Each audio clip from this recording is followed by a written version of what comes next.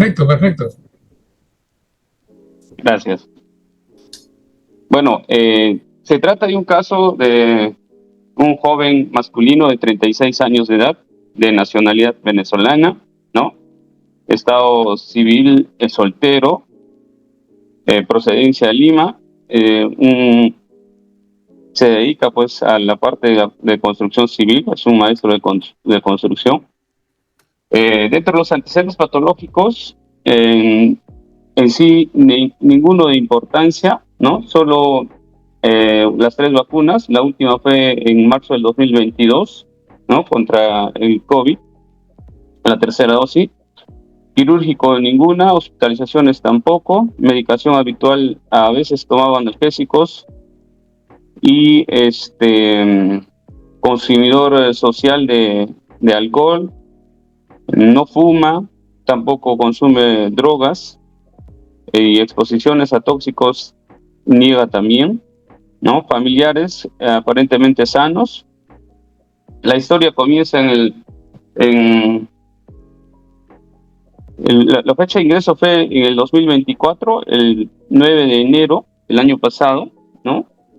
Pero él ya tenía un tiempo de enfermedad de aproximadamente 2 años, ¿no? Cuando se hace la anamnesis dirigida con adormecimientos en la región crural derecha y disminución de la fuerza, que él refiere que duró varios días, pero que se recuperó, ¿no?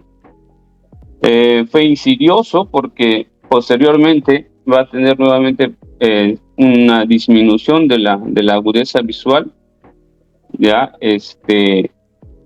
sobre todo en el ojo izquierdo, y 8 meses antes del ingreso presenta pues mayor disminución de la agudeza visual en el mismo ojo, doble, o sea, veía doble diplopia, ¿no? Y escotomas. Había dificultad para la deambulación con ataxia, ¿no? Pérdida del equilibrio, 8 meses antes de su ingreso. Esto persistía 3 semanas antes de su ingreso, ¿no? Los síntomas se incrementaron, por lo que acude a consulta externa del Hospital María Auxiliadora. Con funciones vitales, pues, conservados, sí tenía dificultad para iniciar el sueño y mantenerlo. Había estreñimiento, hacía deposiciones cada 3 a 4 días, ¿no? Que esto iba pues progresando porque él refería que mucho antes hacía deposiciones interdiarias, ¿no? Al examen físico está despierto, con aparente regular estado general, regulado estado de hidratación y de nutrición, ventila espontáneamente, sin apoyo oxigenatorio. El cuello es muy móvil, simétrico, no se palpa adenopatías, no hay tumoración a nivel de la tiroides. A nivel del tórax y pulmones, la flexación, el murmullo y todo lo demás estaban dentro de lo normal. Cardiovascular, ruidos cardíacos rítmicos de buena intensidad, no hay soplos, tampoco respiración yugular ni pulsos periféricos presentes, ¿no? A la inspección, en el abdomen no se encuentra ninguna lesión, blando, depresible, refería un poco de dolor, ¿no? Ruidos agregados presentes. En el sistema nervioso central, el examen neurológico estaba orientado en las tres esferas, un lenguaje coherente, fluente, pares craneales. Se encontró oftalmoplegia internuclear bilateral, la motricidad, una hemiparesia derecha asimétrica, braquial 4 más de 5 y crural 3 más de 5. El tono muscular aumentado en la pierna derecha, el trofismo sin alteraciones, sensibilidad sin alteraciones en ese momento, y la coordinación de la marcha, pues había ataxia, ¿no? Signos meningios negativos. Acá tenemos Perdón, pasemos, doctor, disculpe, en la marcha tenemos ahí un video, esperemos que cargue, ¿no? Ahí está el paciente en el servicio de neurología. Había lateropulsión hacia el lado derecho, me parece que no carga el video, y en el examen de los movimientos oculares se veía pues una alteración a nivel del movimiento de los ojos, sobre todo en el ojo izquierdo, ¿no? Con disminución incluso de la agudeza visual. Había diplopia. Continuemos, por favor. Los diagnósticos planteados en ese momento fueron síndrome piramidal, ¿no? Derecho en este caso, por la disminución de la fuerza, aumento del reflejo en el lado derecho, ¿no? A predominio crural. Un síndrome visual por la alteración de la agudeza visual y la diplopia. Y el diagnóstico topográfico, pues, vendría a ser supratentorial e infratentorial, ¿no? Porque hay tercero y sexto nervio craneal aparentemente afectado, ¿no? Continuemos. Entonces, ¿cuáles fueron nuestras posibilidades diagnósticas en este caso? ¿No? Podría ser un trastorno vascular, pero era un paciente joven de 36 años. Tendríamos que pensar posiblemente en una vasculitis infecciosa, ¿no? O no infecciosa. El estado de hipercoagulabilidad, pero que no se encontraron ninguna alteración. Y otra posibilidad por la edad y por el cuadro clínico, ¿no? Sería una esclerosis múltiple. Continuemos. Estos son los exámenes que se hicieron, ¿no? Sin alteraciones significativas en el hemograma, la parte de la bioquímica, todo dentro de los rangos normales, ¿no? La glucosa y la urea y creatinina, todo dentro de lo normal. Continuemos. En la evaluación de potenciales evocados visuales se encuentra pues una latencia incrementada y amplitud disminuida en la respuesta del ojo izquierdo, como pueden observar en los potenciales evocados realizados el 22 de enero del año pasado. El 25 de enero del año pasado le realizan fondo de ojo, donde no reportan alteraciones, y en la campimetría refieren hemianopsia discreta a nivel del ojo izquierdo en la parte temporal, ¿no? Si le hicieron acá la tomografía de coherencia óptica, donde vemos un edema a nivel del ojo izquierdo, ¿no?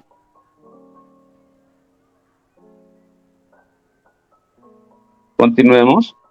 Y estos son los exámenes de las imágenes del cerebro, ¿no?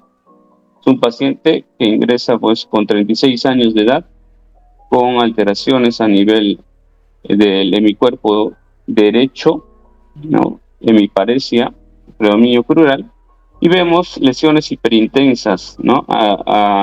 Alrededor del núcleo calloso, en un corte sapital, hiperintensidades, en este caso, pues a nivel periventricular, ¿no? En la sustancia blanca. Al igual, acá podemos ver las lesiones hiperintensas a nivel periventricular, ¿no? Que como que son más en mayor cantidad a nivel del lado derecho, aparentemente, ¿no? Continuemos. Y acá tenemos otra resonancia, ¿no? Donde vemos el compromiso de protuberancia, bulbo, ¿no? Y por ahí me parece que también, no sé si se llega a evidenciar a nivel del mesencéfalo, ¿no? Entonces, con las imágenes que acabamos de ver, pues se diagnostica como una esclerosis múltiple, ¿no? De tipo primaria progresiva, ¿no? Siguiente. Ahí también tenemos resonancia de la columna, ¿no? Cervical y dorsal y la panorámica, donde en sí no evidencio lesiones, ¿no? Pero sí se evidencia a nivel de protuberancia, una lesión pequeña, ¿no? Entre protuberancia y bulbo. ¿Ya? Continuemos. Se hizo el estudio del líquido cefalorraquídeo. En este caso no encontramos ninguna alteración.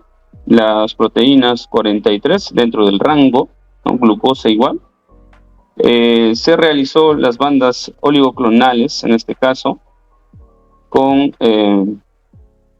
presencia de bandas oligoclonales en el líquido cefalorraquídeo, ¿no?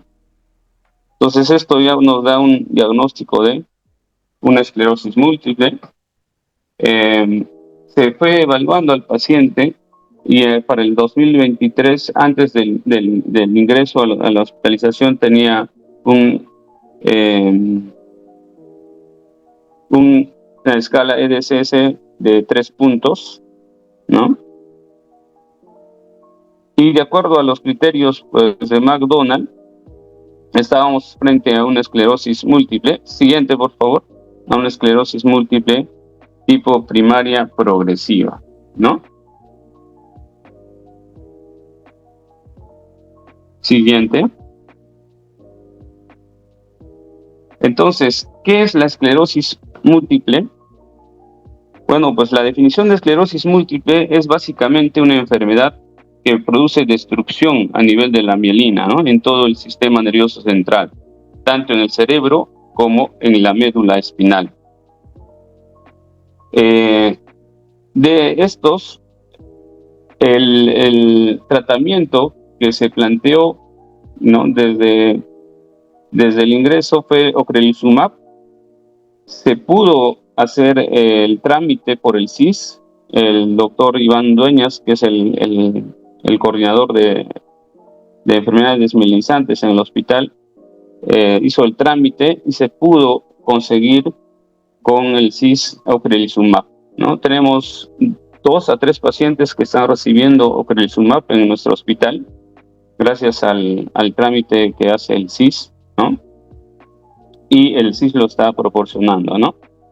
Entonces, digamos, el tratamiento es el único tratamiento que está, pues, aprobado, según la FDA, para este tipo de esclerosis múltiple, ¿no? Entonces, es una enfermedad desmielinizante, ¿no? A diferencia de otras enfermedades autoinmunes inflamatorias del sistema nervioso central que afectan al sistema periférico, como puede ser pues, el síndrome de Guillain-Barré, se llamó esclerosis porque produce a la vista macroscópica en anatomía patológica, ¿no? Cicatrices que en diferentes partes del cerebro y de la médula espinal producen lesiones focales, ¿verdad? En diferentes partes del sistema nervioso. Por tanto, la clínica es muy variable, ¿no? El déficit neurológico que va a producir va a depender mucho de la topografía a donde se está produciendo la lesión, ¿no? Otras características de esta enfermedad, pues, es que es una enfermedad crónica, ¿no? Que se produce por lesiones, o sea, no se produce, perdón, por lesiones únicas, ¿no? Ni puntuales, sino son varias lesiones a lo largo del tiempo. Se van produciendo diferentes y múltiples lesiones en diferentes partes del cerebro y de la médula. Siguiente.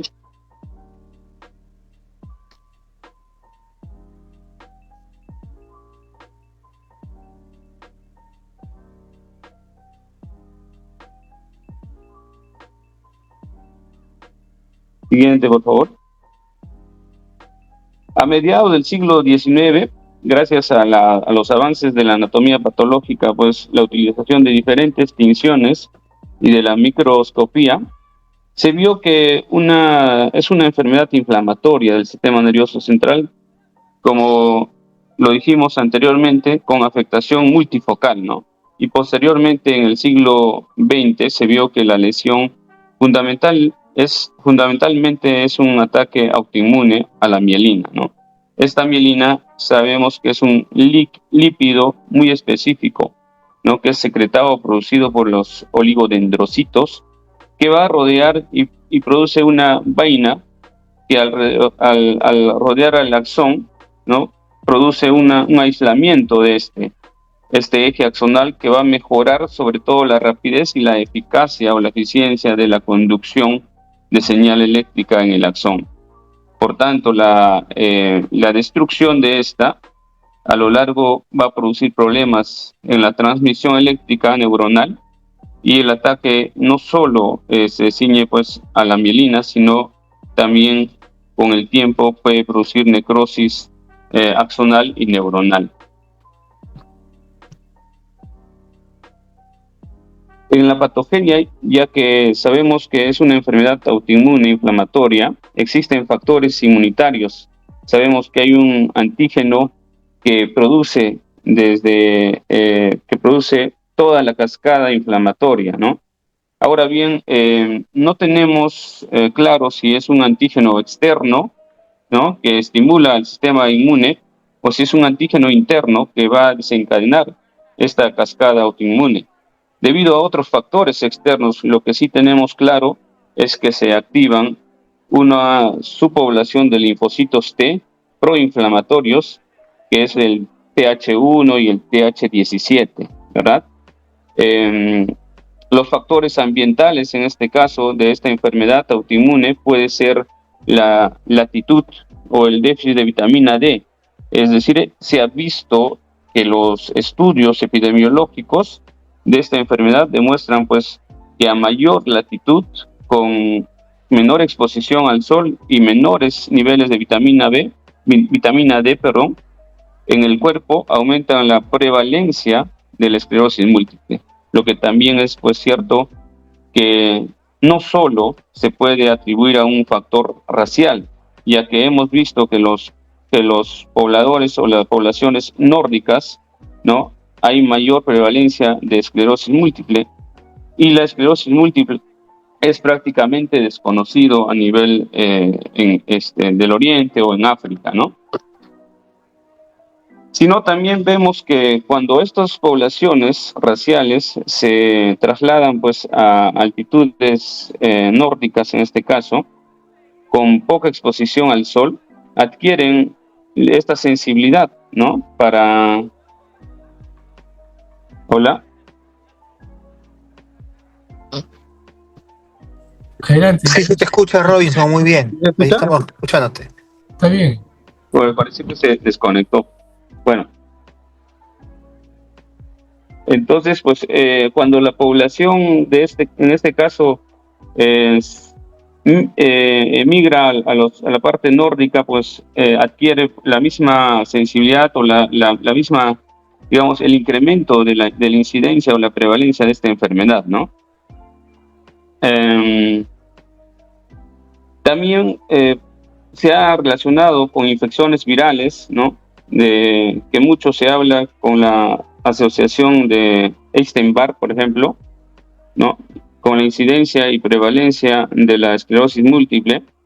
Si es que en este caso pensamos que el Epstein-Barr y otras infecciones de la familia de la familia herpes, en este caso, puede ser un antígeno externo que va a influir en el desencadenamiento de toda esta cascada autoinmune. Y por supuesto hay asociaciones genéticas, es decir, que hay un alto riesgo o el riesgo está incrementado para padecer esclerosis múltiple si tenemos pues parientes afectos, y sobre todo hay una concordancia entre los gemelos, ¿no? Entre los gemelos homocigotos se dice que más de 30% de asociación entre gemelos homocigotos. Y últimamente ya sabemos que hay una implicancia del HLA, ¿no? Sobre todo el HDLA-DR1, y sabemos que es una herencia poligénica sin poder haber identificado exactamente pues qué cromosoma está implicado en la patogenia de esta enfermedad. También la afectación de mujeres frente a hombres es en un ratio de 3:1. Algunos textos refieren 2.3, ¿no? Hasta 3.1, por lo cual esta interrelación que existe entre los factores genéticos, los factores ambientales, es decir, tanto estos antígenos internos como los antígenos externos, hay una interrelación por el momento desconocida en la patogenia de esta enfermedad, ¿no? Siguiente, por favor. Esto es un ejemplo, por ejemplo, de una... Sí se ve la imagen de... Es una patología, un AP, sí se ve, Robinson. Sí, así es. Este es un ejemplo de anatomopatología. Lo que ocurre en el cerebro y lo típico que se ve en la tinción con hematoxilina y eosina, donde se ve una infiltración importante de la sustancia blanca perivascular por parte de las células inmunitarias, ¿no? Continuamos. Sí, en este caso, no sé si se ve la lesión también macroscópica, pero con aumento en la imagen, ¿no? Si aumentamos esta imagen, pues lo que vemos que se está infiltrando, hay una infiltración, ¿no? De los macrófagos, ¿no? Vemos también linfocitos en este caso y células plasmáticas que tienen forma pues de un huevo frito, dicen, ¿no? Ahí lo tenemos, ¿ya? Y a nivel macroscópico, no sé si se llega a ver Se ve un corte AP, un corte AP. Así es, ya. Lo que se ve en este nivel, una macroscopía, son estas lesiones, no sé si se pueden evidenciar en la sustancia blanca, como que más grises, ¿no? Una cicatriz en la sustancia blanca, que originalmente fue pues el que le dio el nombre de esclerosis, ¿no? Esclerosis en placas, en este caso, durante el siglo XIX se llegó a denominar así, ¿no? Y si vamos en un corte más... con menos ampliación, ¿no?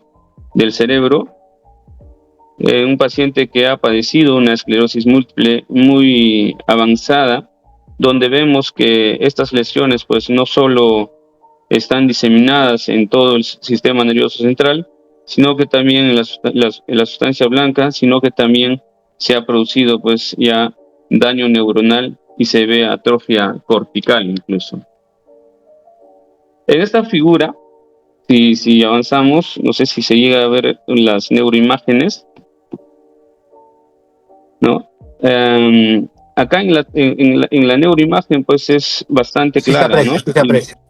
Así es, y se ve en neuroimagen que es especialmente en secuencias T2 y FLAIR, ¿no? Son lesiones hiperintensas, habitualmente en sustancia blanca, periventricular, y cuando vemos en cortes sagitales, como habíamos visto en el paciente, es típica la afectación pues del cuerpo calloso, ¿no?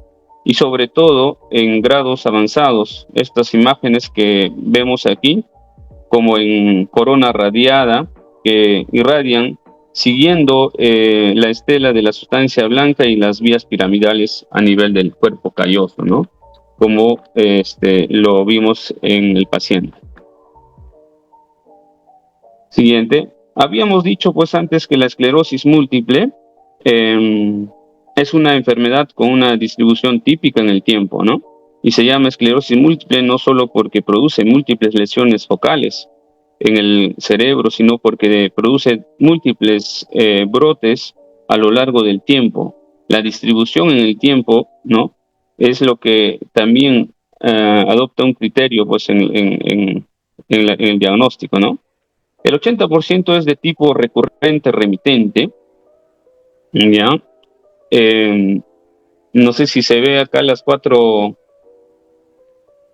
los 4 gráficos: el recurrente remitente, primaria progresiva, secundaria progresiva y progresiva recidivante, ¿no? Se ve perfecto, se ve perfecto. Muy bien. Entonces, acá el 80% felizmente es de tipo recurrente remitente, ¿no? Que presenta el brote y recupera la función el paciente, ¿no? Y lo que ocurre es que pues se va a producir en brotes puntuales, ¿no? Que pueden durar de días a semanas, con una remisión completa, para que después pues de meses más tarde se produzca un nuevo brote. Realmente lo que ocurre es que se producen pues un brote y la discapacidad neurológica va aumentando poco a poco, ¿no? La forma recurrente remitente es pues la que se presenta en su mayoría, dicen que es más del 80%, habitualmente evoluciona. Si no se trata la enfermedad, en una secundaria progresiva podría evolucionar, ¿no? Y es decir que esta pues va a dejar discapacidades en cada brote o con cada brote que se va a ir presentando, ¿no?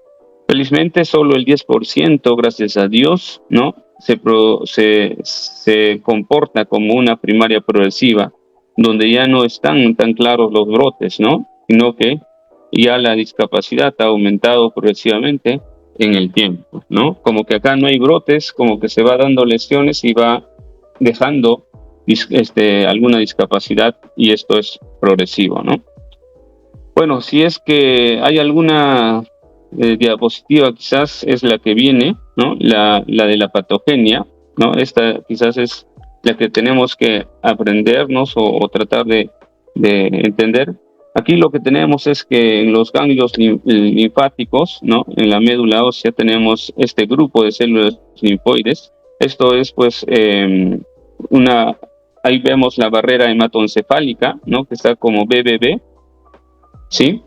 Entonces, esa barrera hematoencefálica, y aquí posterior a ellos, donde está apuntando la flecha, pues eso ya es la parte del sistema nervioso central, ¿no?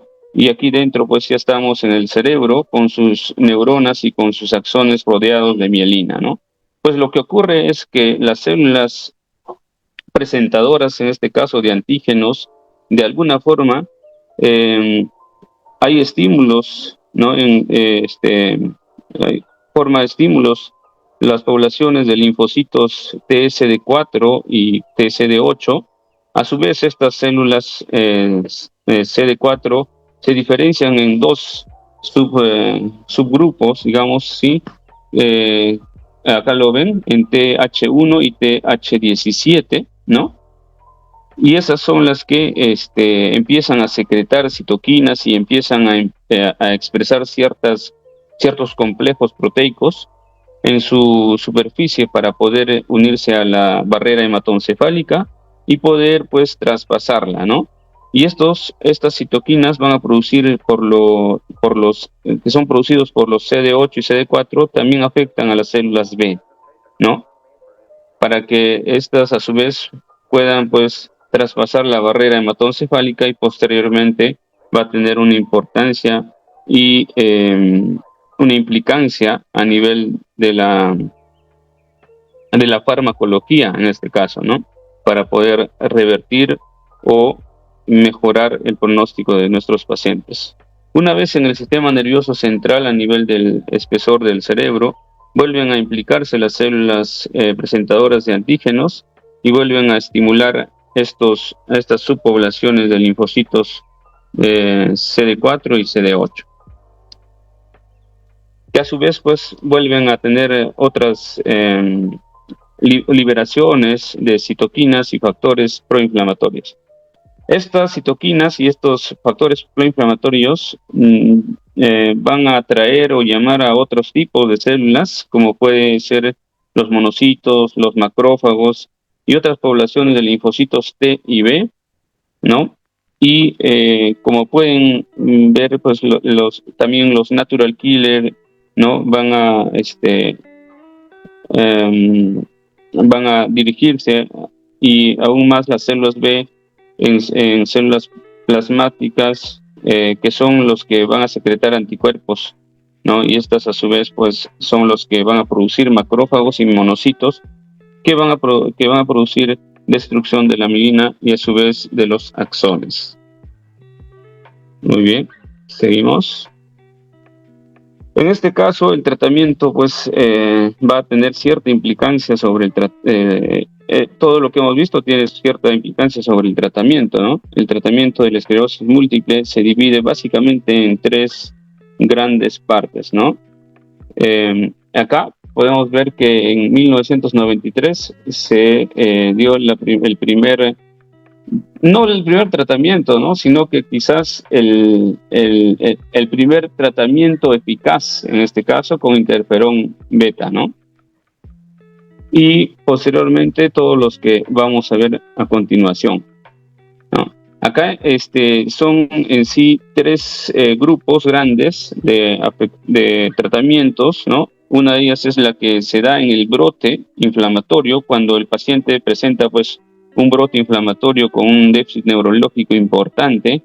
Aquí el tratamiento es bastante evidente y se trata pues con megadosis de corticoides, ¿no? Habitualmente dosis de alfa-metilprednisolona durante 3 a 5 días, ¿verdad? 1 gramo. Con se puede alternar también plasmaféresis o incluso otra opción podría ser también inmunoglobulina, ¿no? Luego está el tratamiento fundamental, es el tratamiento que va a modificar la evolución de la enfermedad, es decir, pues que está basado en inmunomoduladores y en unos inmunosupresores, ¿verdad? Estos tratamientos lo que intentan realizar es reducir la severidad, la frecuencia de los brotes, reducir las lesiones visualizadas en la resonancia magnética y también reducir fundamentalmente la progresión de la discapacidad. Por supuesto, también no olvidemos que el tratamiento de los síntomas, fundamentalmente los que son derivados por lesiones pues, del sistema piramidal, como puede ser la espasticidad, el dolor, ¿no? la paresia, la fatiga, el vértigo, ¿no? Incluso la vejiga neurogénica, ¿no? Y los problemas de motilidad intestinal, como nuestro paciente lo presentaba, ¿no? Incluso puede haber depresión. El fármaco que en este caso apareció en 1993, como les había comentado, fue fundamentalmente pues, el interferón beta y el acetato de glatiramida, ¿no? Estos aparecieron en la década del 90, exactamente en 1993. Fueron los más novedosos en la modificación de la enfermedad, ¿no? Porque previamente a esto se utilizaba pues inmunosupresores, ¿no? Como por ejemplo azatioprina, ¿no? Corticoides o metotrexate, fármacos que se utilizaban clásicamente en tratamiento oncológico, ¿no? Entonces el interferón beta y el acetato de glatiramida, pues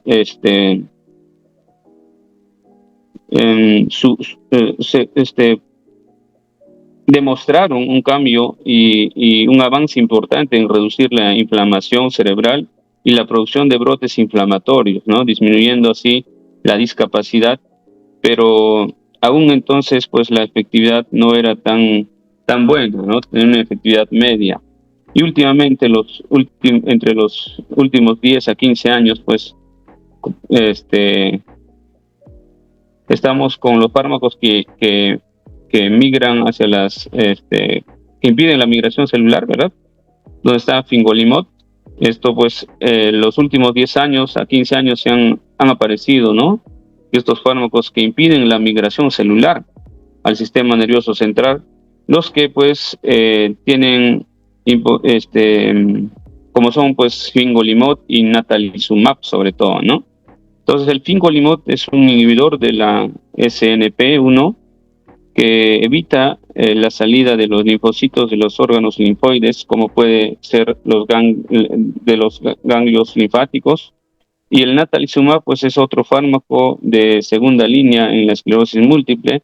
Lo que hace, pues, es inhibir la integrina alfa-4b1, evitando la migración a través, pues, de la barrera hematoencefálica, como podemos ver esta familia de fármacos es muy importante porque son fármacos habitualmente de segunda línea. Uno puede ser en tomas orales y otros pues en infusión, ¿no? Se puede dar semanal, ¿no? Con natalizumab, y estos han pues mostrado una eficacia más evidente o bastante evidente en la reducción de brotes y de discapacidad. Y luego, por último, están los fármacos que reducen el número de linfocitos, ¿no? En este caso, la teriflunomida, que va a inhibir la proliferación de linfocitos activados a través del bloqueo de bloquear la síntesis de pirimida, ¿no? El dimetilfuramato, que va a activar al factor nuclear, en este caso el NRF2, la cladribina, que es un análogo clorado de las purinas, que producen pues depresión de los linfocitos. Y los últimos, que es el ocrelizumab, el rituximab, el ofatumumab y alemtuzumab, pues son anticuerpos monoclonales, ¿no? Que son anticuerpos monoclonales contra el CD20, que es de superficie en los linfocitos B, ¿no? Es en este caso el ocrelizumab, que es el más utilizado junto con la cladribina, ¿no? En el paciente, ¿no? De esclerosis múltiple primaria progresiva, ¿no? Como ya lo habíamos comentado. Bueno, pues según el grado de esclerosis múltiple o según la severidad, ¿no? O la etapa donde se trata, por ejemplo, con síndrome clínico aislado, ¿no? En este caso tenemos el síndrome clínico aislado o una esclerosis recurrente, pues la primera opción acá sería pues fingolimod, ¿no? O dimetilfuramato, ¿verdad? Si es que esto no mejora la discapacidad o hace de que los brotes sean más alejados, tenemos pues la segunda línea, en este caso, que es el ocrelizumab y el natalizumab, ¿no? Para la esclerosis secundaria progresiva tenemos el siponimod, y la primaria progresiva, pues que está bien demostrado que el ocrelizumab es la primera opción, ¿no? Entonces tenemos que mencionar pues que en los últimos 10 años el tratamiento de esclerosis múltiple, ¿no? Ha dado un gran avance en la enfermedad y pues radicalmente ha cambiado el pronóstico de esta enfermedad, ¿no? Que antes era pues una enfermedad crónica progresiva con discapacidad progresiva en pacientes muy jóvenes, y ahora estamos pues combatiendo o realizando que esta enfermedad pues deje más discapacidad, o quizás la discapacidad más tolerable. ¿Okay? Tenemos los otros síntomas que podrían estar presentes, ¿no? Y los tratamientos que podríamos implementar en nuestros pacientes de acuerdo a qué síntomas lo presentan, ¿no?